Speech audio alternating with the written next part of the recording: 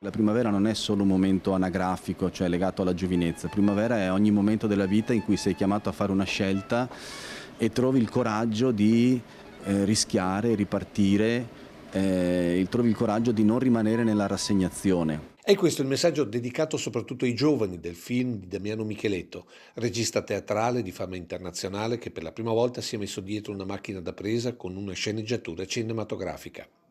E Primavera è il film che ne è uscito, dove la storia di un'orfana dell'ospedale della Pietà si intreccia con quella del prete rosso Antonio Vivaldi. Siamo nella Venezia che inizia a vedere la fine della Serenissima, ma la vicenda e soprattutto la protagonista sono modernissime.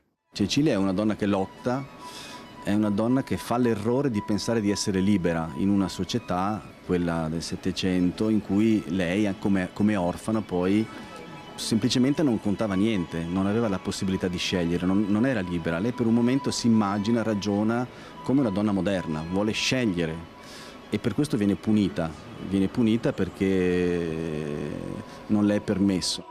Una sfida quindi che nasce quando la protagonista capisce quale sia la sua strada. Il titolo del film fa riferimento un po' come dire, come se lei venisse al mondo forse solamente in quel momento lì, quando scopre qual è la sua vocazione, no?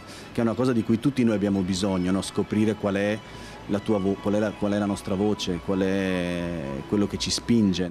Un film dove la musica incanta lo spettatore, trasportandolo nella trama che gioca un ruolo importantissimo, quasi un ritorno al cinema di contenuti e non solo di effetti speciali.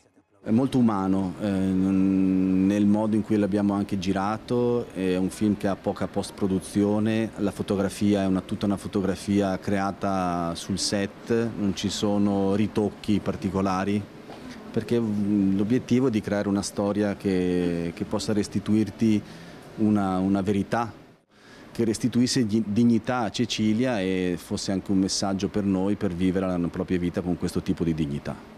L'impronta teatrale emerge in tutto il film, per un impegno che ora il regista veneto ha trasportato alle Olimpiadi invernali di Milano Cortina, con Armonia, spettacolo nella cerimonia di apertura del 6 febbraio, dove immaginiamo comunque un po' dell'anima di Cecilia aleggerà anche sullo stadio di San Siro. Il coraggio di provarci sempre forse è la cosa che Cecilia ci lascia e che questo film mi ha permesso di fare.